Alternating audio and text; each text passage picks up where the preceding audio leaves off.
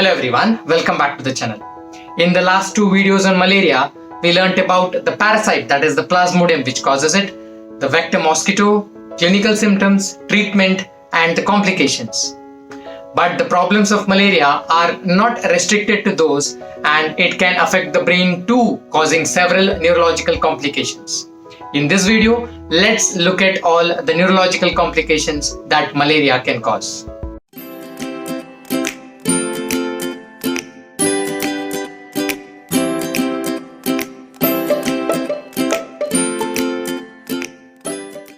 Most of the time, neurological complications of malaria are caused by Plasmodium falciparum. But rarely, Vivax too can cause seizures or even coma, especially in children. Now, when we say neurological complications, what exactly are we talking about? It can cause seizures or fits, psychosis, agitation, altered sensorium, or even coma, called as cerebral malaria. Let's try to understand why exactly it happens. See, it's very simple. The basic concept is that the brain doesn't get adequate nutrients. And why does this happen? When the Plasmodium falciparum is inside the RBC, these RBCs are destroyed by the spleen or the medications which the patient takes. Think from the falciparum perspective. Obviously, it doesn't want to get destroyed, right? It wants to live. So it tries its best so that the RBC which contains a falciparum doesn't reach the spleen at all. Now, how does it do? It does it with the help of this gene. Now, what happens is, because of this gene, the RBC which contains the falciparum becomes very sticky. As a result, a lot of infected RBCs, or sometimes even the normal RBCs, stick to each other. This is called as sequestration. This happens mainly inside the blood vessels of the brain, but it can also happen in other organs like heart, liver, etc. As a result of this sequestration, obviously the space inside the lumen decreases. As a result, lesser amount of blood can flow through that vessel, leading to decreased amount of nutrient supply to the brain. This is one of the mechanisms. There are two more mechanisms how brain does not get adequate amount of nutrients. As we know, during the erythrocytic cycle, every 48 hours a lot of RBCs are ruptured and hence they are destroyed. So resulting in decreased amount of RBCs, that is decreased amount of hemoglobin, leading to anemia. This itself decreases the nutrient supply to the brain. The third factor is, obviously, when the falciparum is inside the RBC, it's not going to sit quietly. It has to survive, so it needs food for itself. So where does it take from? It takes from the glucose which is present inside the RBC. So this leads to overall decrease in the glucose content, that is hypoglycemia. So this also leads to decrease in the nutrient supply to the brain. During any infection, there is increase in what is called as basal metabolic rate, BMR, and hence the nutrient requirement in the brain slightly increases. Now, what has happened? There is increased nutrient requirement and decreased nutrient supply, leading to a gap between the demand and supply. This is what is responsible for all the symptoms and all the features of cerebral malaria. On an MRI scanning, a very notable feature is significant brain swelling, in medical term called as cytotoxic edema. So what's the problem with this? As we know, our brain is well protected inside the skull, which is made up of bone. So the space inside is limited. To some extent, this swelling can be accommodated.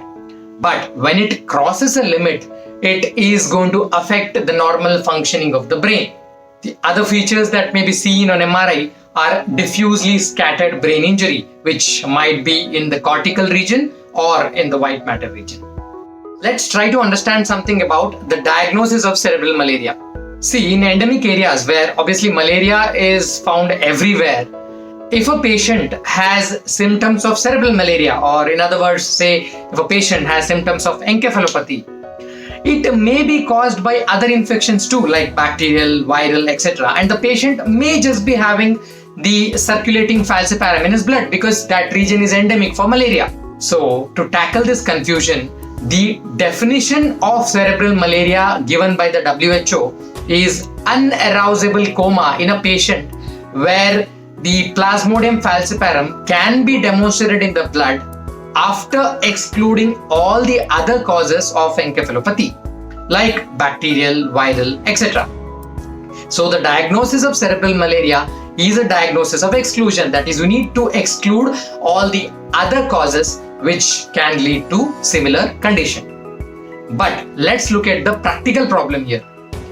In endemic areas, that is especially the rural areas, when a patient has symptoms of cerebral malaria, to exclude other causes, that is bacterial, especially viral encephalopathy, a lot of tests are required which are generally done only in referral centers.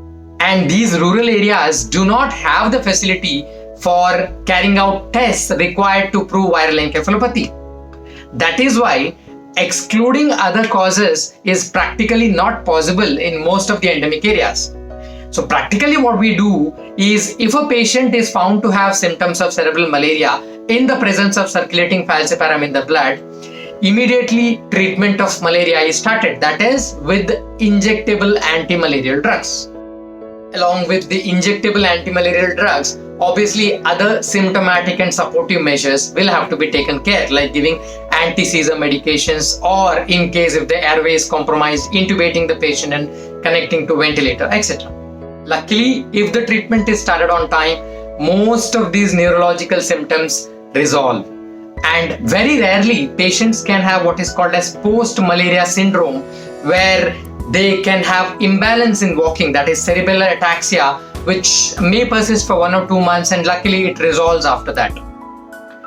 Very rarely, even if the patient doesn't have cerebral malaria, he can have symptoms of confusion, psychosis, agitation, especially if he receives one of the medication used in the treatment of malaria called as mefloquine.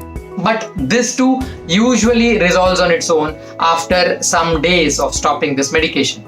So from the above discussion, it is very clear that even though cerebral malaria can be life-threatening, it can be fully reversed and the patient can be free of all the symptoms if timely diagnosis is done, if the patient is referred to a well-equipped center, and appropriate treatment is started on time. So this again underlines the importance of timely recognition of the complications. I hope you found this video informative and interesting. If so, give it a thumbs up, share it with your friends and family, and for more such informative videos, subscribe to this channel. Thank you.